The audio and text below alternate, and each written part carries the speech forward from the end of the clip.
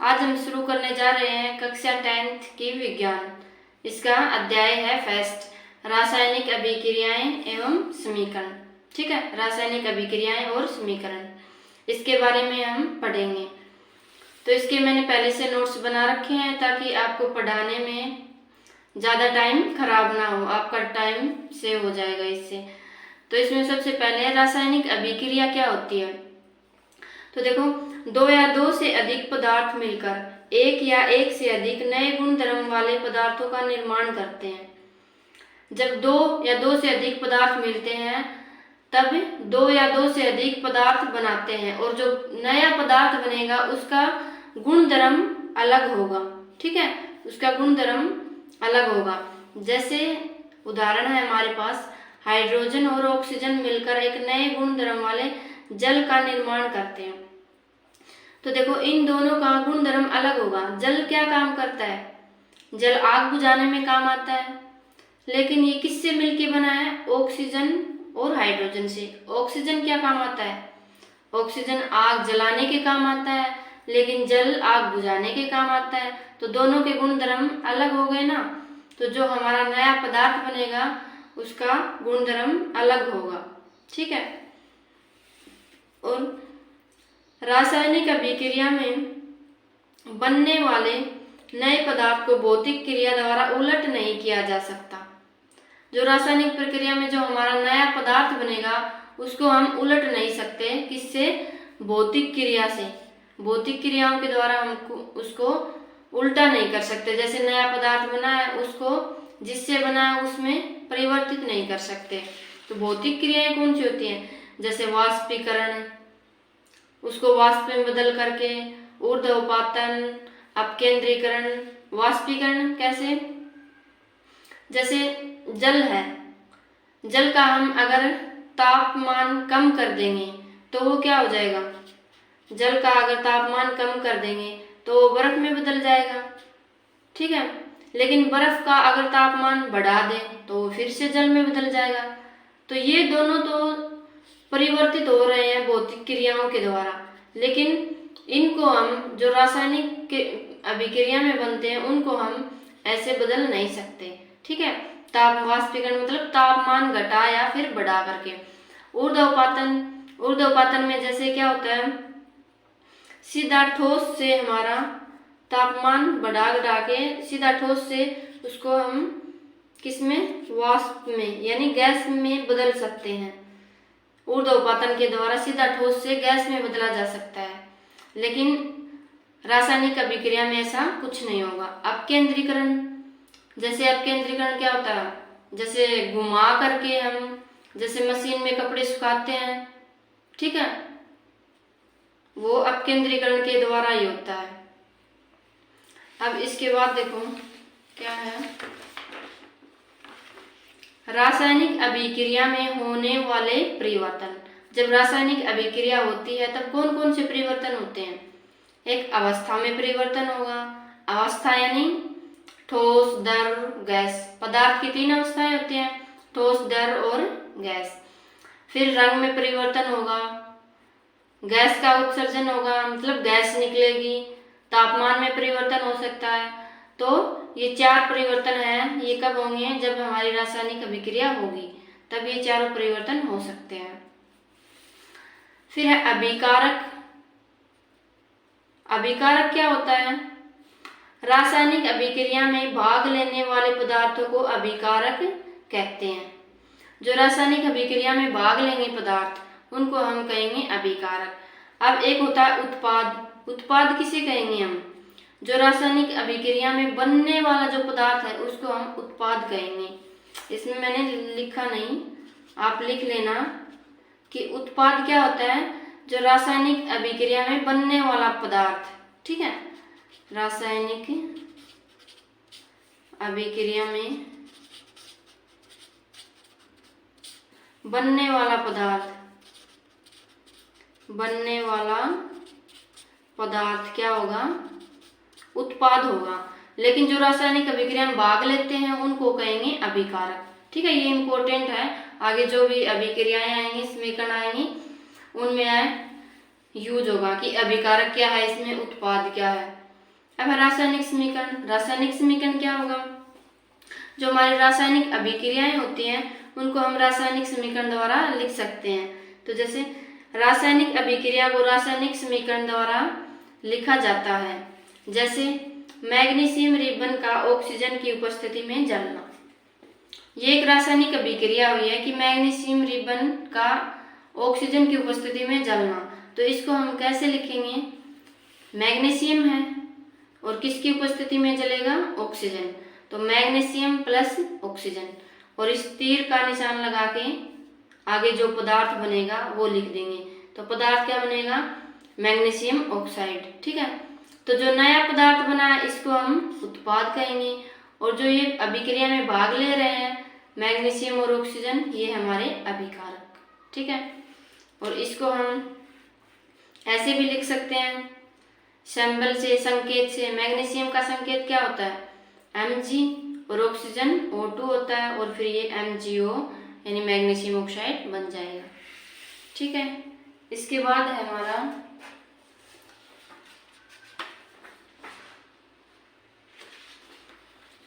संतुलित रासायनिक समीकरण। रासायनिक समीकरण को संतुलित करना कैसे करेंगे, या फिर संतुलित रासायनिक समीकरण क्या होता है?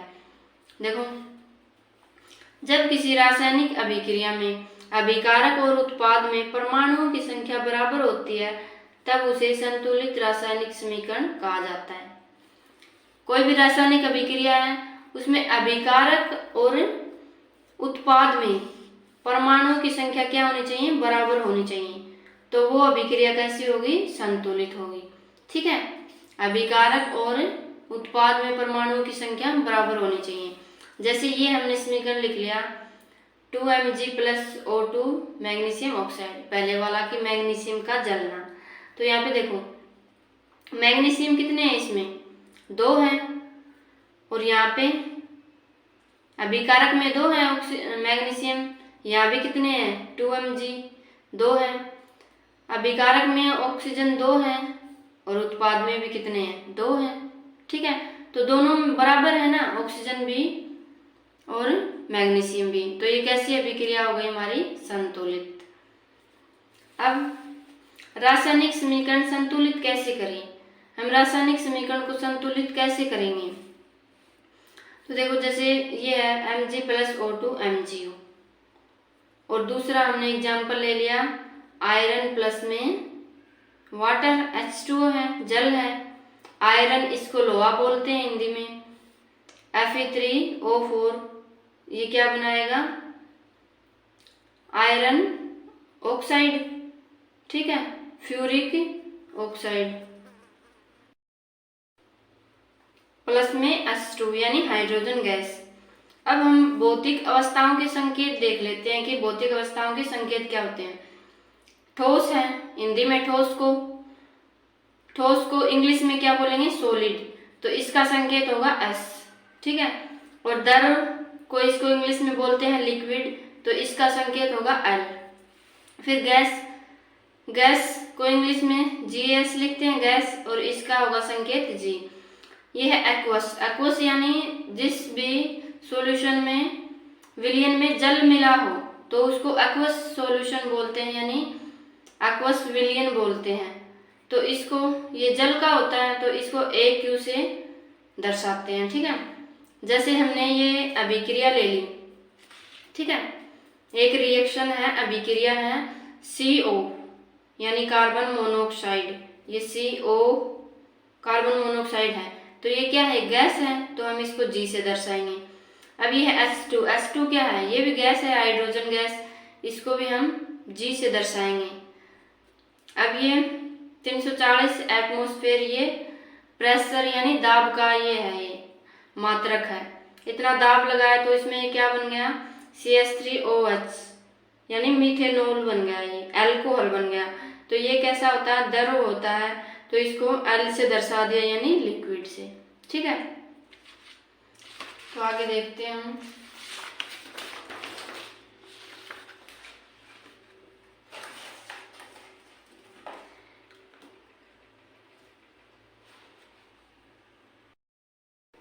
अब हम देखते हैं कि रासायनिक समीकरण को संतुलित कैसे करते हैं। तो यहाँ पे मैंने एक उदाहरण लिया है, एक समीकरण लिया है। जैसे ये पहला ले लेते हैं एक बार, Mg प्लस में O2 MgO, ठीक है। मैग्नीशियम है, ये ऑक्सीजन है, ये मैग्नीशियम ऑक्साइड। अब देखो ये अभिकारक हो गया इधर वाला और ये उत्पाद हो गया। अभिकारक में देखो पहले हम क्या करेंगे, जो परमाणु ज्यादा हैं, संख्या में ज्यादा हैं, उनको हम संतुलित करेंगे। तो देखो पहले 2 ऑक्सीजन है तो इसको हम संतुलित कर लेते हैं। तो यहाँ पे भी 2 लगाना पड़ेगा, तो O2 तो लिखेंगे तो ये सूत्र गलत हो जाएगा, तो हम सूत्र को गलत नहीं कर सकते। तो इसके लिए हम यहाँ 2 लगा देंगे। अब ऑक्सीजन 2 हो गए, मैग्नीशियम भी 2 हो गए। तो इधर मैग्नीशियम 1 है तो यहाँ भी 2 करने पड़ेंगे, तो यहाँ भी हम 2 लगा देते हैं। अब देखो 2 मैग्नीशियम है इधर और उत्पाद में भी 2 है, इधर भी 2 ऑक्सीजन है, इधर भी 2 ऑक्सीजन, हो गया संतुलित। दोनों तरफ परमाणुओं की संख्या बराबर है, तो इसलिए ये क्या हो गया, संतुलित समीकरण हो गया। अब मैं ये दूसरा उदाहरण लेती हूँ, आयरन प्लस में H2O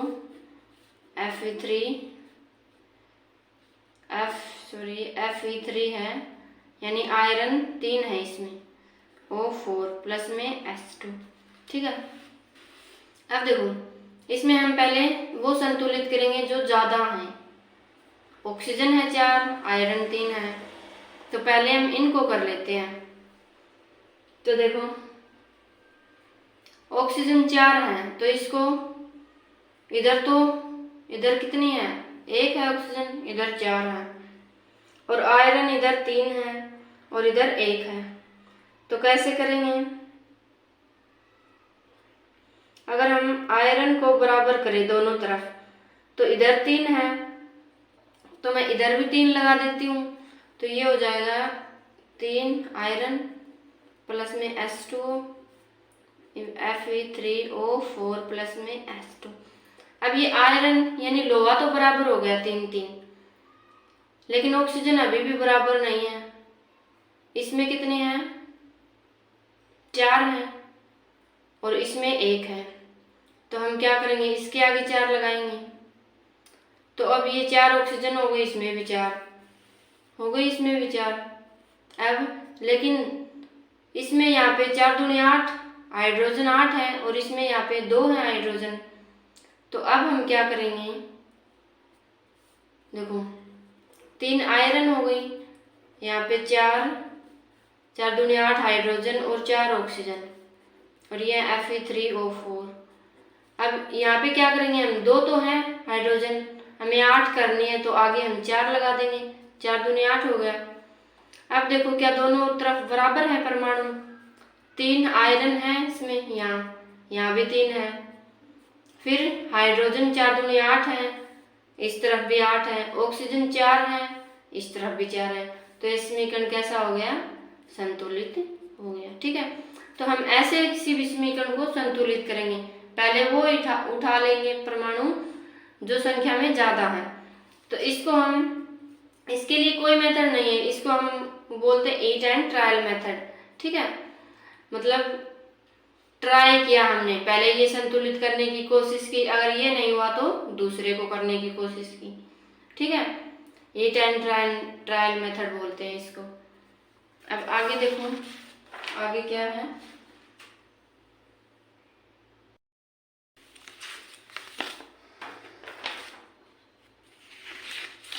आगे है हमारा रासायनिक अभिक्रियाओं के प्रकार। रासायनिक अभिक्रियाओं के प्रकार देखो, पहला है संयोजन अभिक्रिया। संयोजन अभिक्रिया क्या होती है, नाम से ही पहले देख लो कि संयोजन होता है, इसमें मतलब योग होता है। तो देखो जब 2 या 2 से अधिक पदार्थ मिलकर एक पदार्थ का निर्माण करते हैं तब संयोजन अभिक्रिया होती है। जब 2 या 2 से अधिक पदार्थ मिलकर एक पदार्थ का निर्माण करते हैं, ठीक है, तब क्या होगी, संयोजन अभिक्रिया होगी। जैसे देखो कैल्शियम ऑक्साइड, बिना बुझा हुआ चूना, इसमें अगर जल मिला दिया तो क्या बन गया, कैल्शियम हाइड्रोक्साइड यानी बुझा हुआ चूना प्लस में उष्मा और निकलेगी इसमें से, ठीक है। और दूसरा उदाहरण है जैसे कार्बन में ऑक्सीजन मिला दी तो क्या बन गया, CO2 कार्बन डाइऑक्साइड गैस, ठीक है। तो इसमें देखो, इसमें भी दो पदार्थ मिलके एक पदार्थ बना रहे हैं, इसमें भी दो पदार्थ मिलके नया पदार्थ बना रहे हैं। तो मतलब जब दो या दो से अधिक पदार्थ मिलके नया पदार्थ एक बनाएंगे तब संयोजन अभिक्रिया होगी, ठीक है। फिर अब इसमें देखो ये फॉर्मूला सूत्र है, ये इम्पोर्टेंट है, इनको याद रख लेना कि CaO कैल्शियम ऑक्साइड को क्या बोलते हैं, बिना बुझा हुआ चूना, और कैल्शियम हाइड्रोक्साइड को बुझा हुआ चूना बोल देते हैं। इसको याद रखने की एक ट्रिक है, देखो इसमें बुझा हुआ और बिना बुझा हुआ आ रहा है, तो देखो हम कैसे याद रखेंगे। कैल्शियम ऑक्साइड में जब जल मिला दिया तो किसी में भी अगर हम जल मिला देंगे तो वो तो बुझ जाएगा ना, तो इसमें जल मिला दिया तो ये कैल्शियम हाइड्रोक्साइड बन गया, तो ये बुझ गया, मतलब इसको बुझा हुआ चूना बोलेंगे, ठीक है, कैल्शियम हाइड्रोक्साइड को। लेकिन CaO ये अकेला है, इसमें जल नहीं है, तो इसलिए ये बुझा हुआ नहीं है, बिना बुझा हुआ बोलेंगे इसको चूना, ठीक है। चूना पत्थर के नाम से भी जानते हैं इसको। फिर बुझे हुए चूने का उपयोग दीवारों पर सफेदी करने में किया जाता है, चूने का उपयोग सफेदी करने में किया जाता है।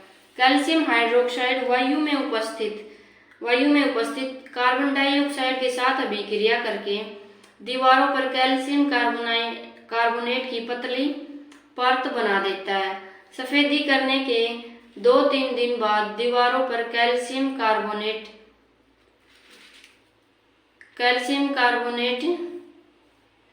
का निर्माण होता है, जिससे दीवारों पर चमक आ जाती है, ठीक है। कैल्शियम हाइड्रोक्साइड क्या करेगा, जो हमारे वातावरण में होगी कार्बन डाइऑक्साइड, उसके साथ अभिक्रिया करके कैल्शियम कार्बोनेट बनाएगा, ठीक है, और उसके 2-3 दिन बाद दीवारों पर उसी के कारण चमक आ जाती है। तो कैल्शियम कार्बोनाइट क्या होता है, ये संगमरमर का सूत्र होता है ये, ठीक है, इसको संगमरमर भी बोलते हैं, वेरी वेरी इंपॉर्टेंट है, इसको याद रख लेना। ये सूत्र, इसमें एक तो संगमरमर का सूत्र याद रखना है आपको, और एक बुझा हुआ चूना और बिना बुझा हुआ चूना, ये तीनों सूत्र आपको याद रखने हैं। फिर इसके बाद देखो कौन सी अभिक्रिया होगी, इसी में है, देखो अभी हमने किया कैल्शियम हाइड्रोक्साइड कार्बन डाइऑक्साइड के साथ अभिक्रिया करके कैल्शियम कार्बोनेट बना लेगा, ठीक है, इसको बोलते हैं संगमरमर। अब जिन अभिक्रियाओं में उत्पाद के निर्माण के साथ साथ उष्मा भी उत्पन्न होती है उन्हें ऊष्माक्षेपी अभिक्रिया कहते हैं। तो संयोजन अभिक्रिया में हमने देखा कि उत्पाद के निर्माण के साथ साथ क्या निकली है, उष्मा भी निकली है, इसीलिए इसको हम क्या कहेंगे, ऊष्माक्षेपी रासायनिक अभिक्रिया। जो भी अभिक्रिया हुई चाहे कौन सी भी हो, उनमें अगर उष्मा निकलेगी तो उसको हम बोलेंगे ऊष्माक्षेपी रासायनिक अभिक्रिया, ठीक है। अब श्वसन एक ऊष्माक्षेपी अभिक्रिया है। हमारा श्वसन, मनुष्य का श्वसन क्या है कि ऊष्माक्षेपी अभिक्रिया है। क्यों है, क्योंकि इसमें भी उष्मा निकलती है। देखो कैसे है, जैसे ग्लूकोज है हमारा, हम खाते पीते हैं, ग्लूकोज होता है वो ऑक्सीजन के साथ अभिक्रिया करके क्या बनाता है, कार्बन डाइऑक्साइड गैस, और H2O जल बनाता है और ऊर्जा बनाता है, ठीक है। फिर साग सब्जियों का विघटित होकर कंपोस्ट बनना भी ऊष्माक्षेपी अभिक्रिया है। साग सब्जी जो भी है, जैसे गले सड़े पत्ते, वो विघटित होकर क्या बन जाता है, उनका कंपोस्ट बन जाता है, तो वो भी क्या है, ऊष्माक्षेपी अभिक्रिया। आपने देखा होगा कुछ भी गल सड़ जाता है तो उसमें से क्या निकलती है, उष्मा निकलती है, तो इसीलिए वो क्या होंगे, ऊष्माक्षेपी अभिक्रिया होंगे, ठीक है।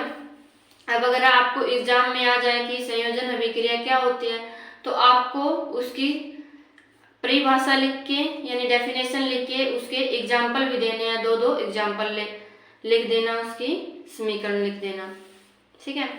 अब इसके बाद है वियोजन अभिक्रिया। वियोजन का मतलब अपघटन, ये इसका बिल्कुल उल्टा है। उसमें जुड़ के नया पदार्थ बनाया था। इसमें एक पदार्थ टूट जाएगा, ठीक है, उसमें जुड़े थे, इसमें टूट जाएगा। तो जब एक पदार्थ टूटकर छोटे छोटे पदार्थों का निर्माण करता है तब वियोजन अभिक्रिया होती है। जब एक पदार्थ टूट के छोटे छोटे पदार्थों का निर्माण करेगा तब वियोजन अभिक्रिया होगी। और इस वियोजन अभिक्रिया में क्या होगी, हमें ऊष्मा देनी पड़ेगी। उस पदार्थ को तोड़ने के लिए हमें ऊष्मा देनी पड़ेगी। जैसे कैल्शियम कार्बोनेट है, चूना पत्थर है, ये संगमरमर है, तो ऐसे तो ये टूटेगा नहीं, इसलिए इसको ऊष्मा देनी पड़ेगी। और ये किस में टूट जाएगा, कैल्शियम ऑक्साइड, बुझा हुआ चूना और कार्बन डाइऑक्साइड गैस में, ठीक है। इसका वियोजन अभिक्रिया का ये एक उदाहरण हो गया। फिर देखो,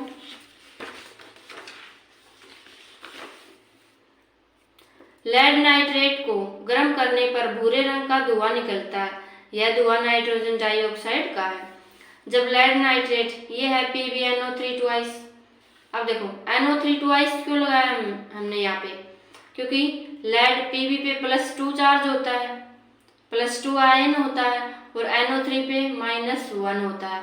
तो इसको संतुलित करने के लिए यहाँ पे 2 लगा दिया। अब ये भी -2 हो गया, ये भी -2 हो गया, और यहाँ पे +2, तो ये दोनों बैलेंस हो गए, यानी संतुलित हो गए। तो हम इस सूत्र को कभी नहीं बदल सकते। जब आप सोचो कभी संतुलित रासायनिक समीकरण करने के लिए, आप इसमें सूत्र में चेंज कर दो, इसमें कभी चेंज नहीं होगा, सूत्र कभी नहीं बदलेगा, ठीक है।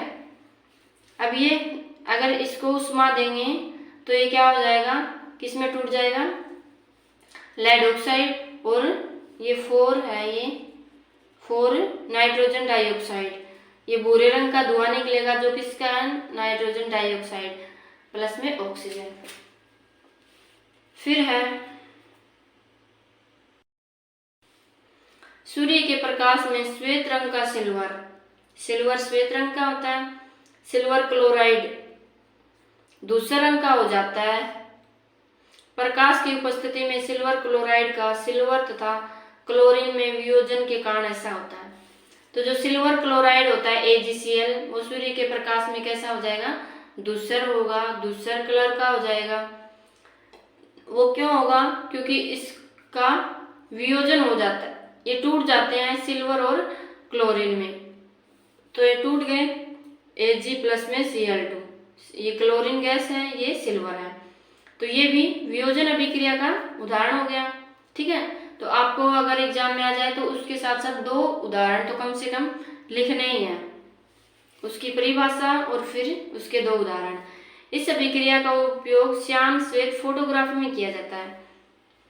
तो इस अभिक्रिया का उपयोग किस में किया जाएगा, ये भी पूछ लिया जा सकता है आपसे, श्याम श्वेत फोटोग्राफी में किसका उपयोग किया जाता है, वियोजन अभिक्रिया का, और कौन सी का, सिल्वर क्लोराइड का वियोजन होना, ठीक है।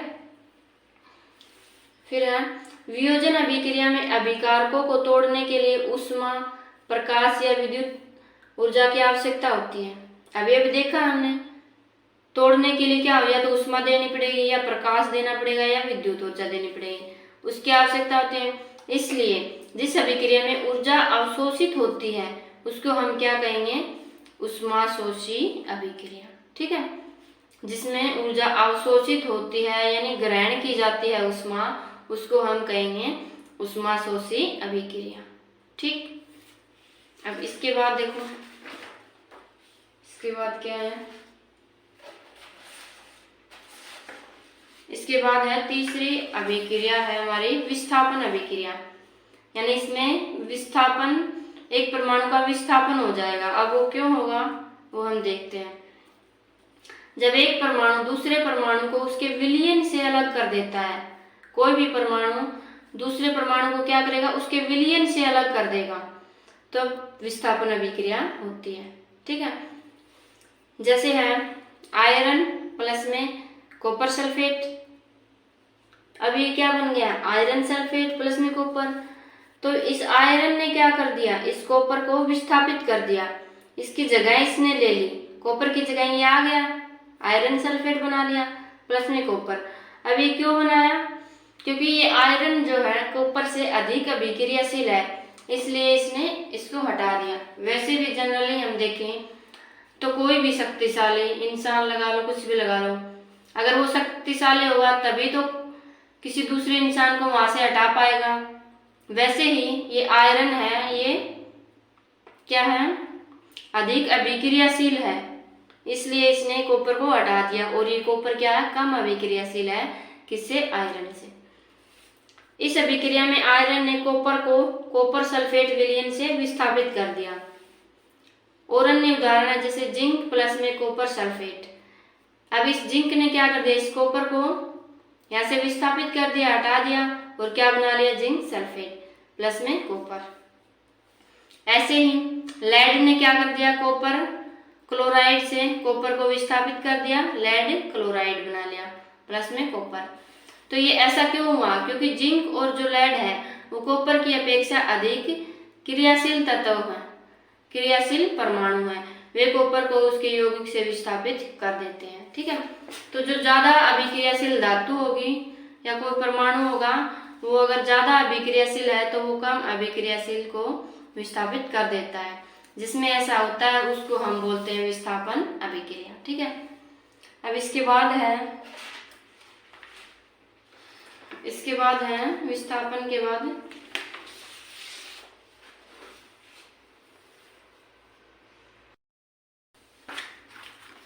द्विविस्थापन अभिक्रिया। वो थी हमारी विस्थापन, और ये है द्विविस्थापन, यानी इसमें 2 बार विस्थापन होगा। तो वे अभिक्रियाएं जिनमें अभिकारकों के बीच आयनों का आदान प्रदान होता है उन्हें द्विविस्थापन अभिक्रियाएं कहते हैं। तो जिनमें क्या होगा, अभिकारकों के बीच में आयनों का आदान प्रदान होगा। ठीक है, अभिकारकों के बीच में होगा आयनों का आदान प्रदान, वो कौन सी होंगी, द्विविस्थापन। जैसे एक उदाहरण ले लिया हमने Na2SO4 प्लस में बेरियम क्लोराइड। इसमें क्या होगा, देखो ये Na, इसके साथ क्या SO4 और ये है Ba। SO4 पे 2 नेगेटिव चार्ज है, इस पे 2 पॉजिटिव है, तो इसमें इन दोनों का क्या हो गया, आदान प्रदान हो गया। Na2 के साथ Cl आ गया और Ba के साथ SO4 आ गया। ठीक है, तो इसमें इन दोनों आयनों का आदान प्रदान हो गया। और ये जो BaCl2 है, ये क्या है, ये पानी में, जल में घुलनशील नहीं है, इसलिए इसको अवक्षेप बोलते हैं। जो जल में घुलनशील नहीं होता उसको अवक्षेप बोलते हैं। और जिस अभिक्रिया में अवक्षेप का निर्माण होता है उसको अवक्षेपण अभिक्रिया बोलते हैं। ठीक है, तो इसमें क्या हुआ, Ba2 पॉजिटिव तथा SO4 2 नेगेटिव की अभिक्रिया से BaSO4 के अवक्षेप का निर्माण होता है, जो जल में अविलेय है, यानी जल में घुलनशील नहीं है। जिस अभिक्रिया में अवक्षेप का निर्माण होता है उसे अवक्षेपण अभिक्रिया कहते हैं। ठीक है, जिसमें अवक्षेप का निर्माण होता है उसको हम क्या बोलते हैं, अवक्षेपण अभिक्रिया। ठीक है, इसके बाद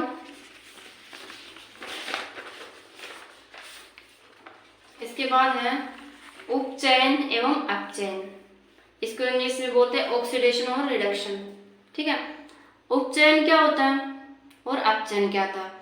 उपचयन होता है जिस अभिक्रिया में अगर ऑक्सीजन की वृद्धि हो जाए तो उसको उपचयन बोलते हैं, अगर किसी में ऑक्सीजन की कमी हो जाए तो उसको अपचयन बोलते हैं। अब हाइड्रोजन का इसमें उल्टा है, उपचयन में ऑक्सीजन की वृद्धि हुई थी तो इसमें हाइड्रोजन की कमी होगी, और इसमें ऑक्सीजन की कमी हुई थी तो हाइड्रोजन की इसमें वृद्धि होगी।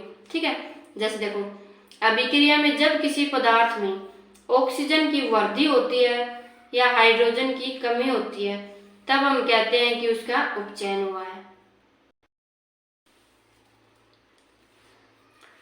जैसे कॉपर प्लस में ऑक्सीजन, क्या बना दिया, कॉपर ऑक्साइड। कॉपर में ऑक्सीजन नहीं थी यहाँ पे, लेकिन इसमें ऑक्सीजन की एक वृद्धि हो गई उत्पाद में जाने पे, तो एक ऐसी अभिक्रिया होगी उपचयन। मतलब कॉपर में क्या हुआ है, उपचयन हुआ है। कॉपर में यहाँ पे ऑक्सीजन नहीं थी लेकिन यहाँ पे एक ऑक्सीजन आ गई, तो इसमें कहेंगे कि कॉपर में क्या हुआ है, उपचयन हुआ है।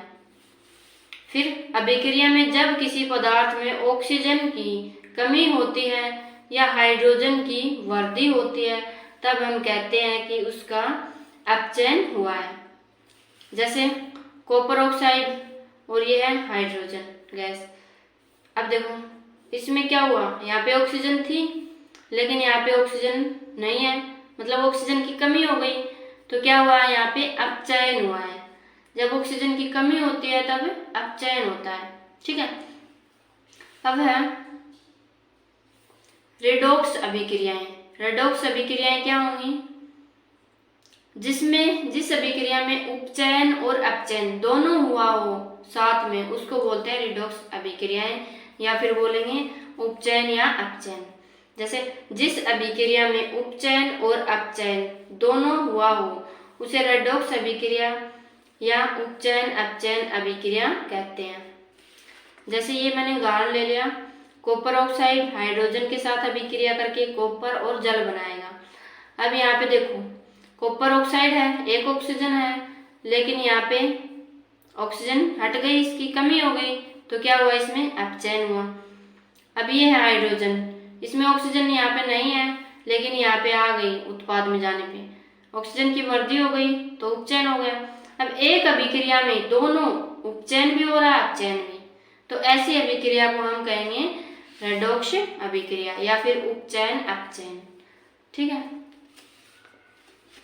फिर इसके बाद है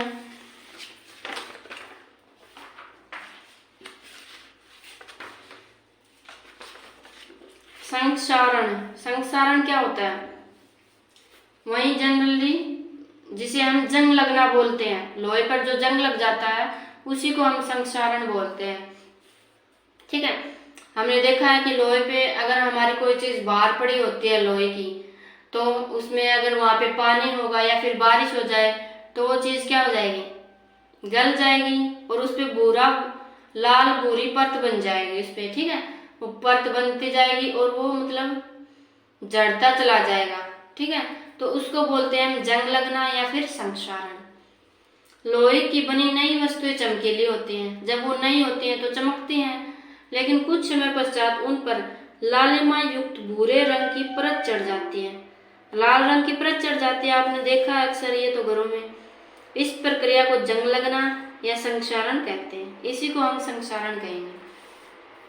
जब कोई धातु अपने आसपास अम्ल आर्द्रता आदि के संपर्क में आती है तब ये संक्षारित होती है। तो जंग कब लगता है, जब उसके पास नमी होगी, पानी होगा यानी आर्द्रता होगी, या फिर अम्ल के आसपास होगी, तो वो क्या होगी, संक्षारित होगी। तभी जंग लगेगा उस पे जब वो क्या होगी, नमी के आसपास होगी, उसके पास नमी होगी। चांदी के ऊपर काली परत चढ़ना, हमें पता है कि चांदी काली हो जाती है। और तांबे के ऊपर हरी परत चढ़ना, तांबा हरा हो जाता है, ये किसके कारण होता है, संक्षारण के कारण। ये संक्षारण के उदाहरण है। अगर आपसे संक्षारण के बारे में पूछे तो आपको ये बता देना, ये लिख देना है कि संक्षारण क्या होता है और इसके दो उदाहरण लिख देने हैं। अब है लास्ट विकृत गंधिता। विकृत का मतलब होता है बदल जाना, विकृत होना। गंधिता मतलब गंध, गंध का बदल जाना। गंध कब बदलेगी, हमें पता है कोई चीज खराब हो जाए, कोई चीज गल सड़ जाए तभी उसकी गंध बदलेगी, है ना, तभी उसको विकृत गंधिता कहेंगे। नाम से यहाँ पता चल जा रहा है। तो देखो वसायुक्त अथवा तेलीय खाद्य सामग्री, जिसमें वसा हो या फिर तेल की कोई चीज बनी हो, जब लंबे समय तक रखी रह जाती है तब उसका उपचयन होने से वह खराब हो जाते हैं।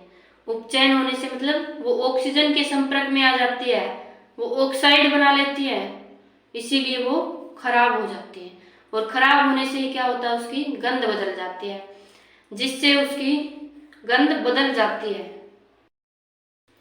इसी को विकृत गंधिता बोलते हैं। ठीक है।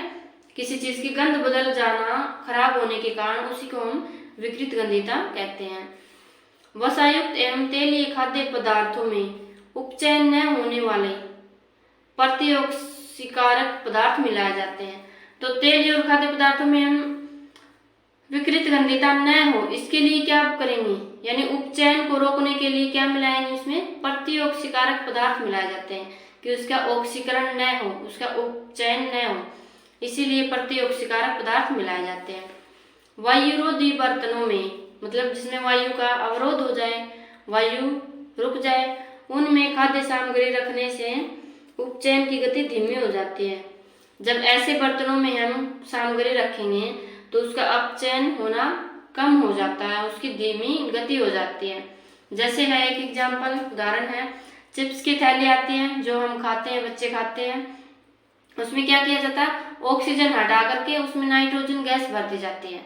अगर ऑक्सीजन रहेगी तो ऑक्सीजन ऑक्साइड बना लेगी, वो खराब हो जाएगी, इसीलिए ऑक्सीजन को हटा दिया जाता है और नाइट्रोजन गैस भर दी जाती है। क्यों? अपचयन से बचने के लिए। ठीक है, तो ये हमारा अध्याय फर्स्ट रासायनिक अभिक्रियाएं एवं समीकरण खत्म हो गया है। आई होप आपको अच्छे से समझ आया होगा। अगर समझ आया है तो वीडियो को लाइक, शेयर एंड चैनल को सब्सक्राइब कर देना नेक्स्ट वीडियो के लिए। नेक्स्ट वीडियो में हम करेंगे इसके प्रश्न उत्तर। ठीक है, अभ्यास के जो भी प्रश्न उत्तर है वो हम अच्छे से करेंगे। Thank you for watching.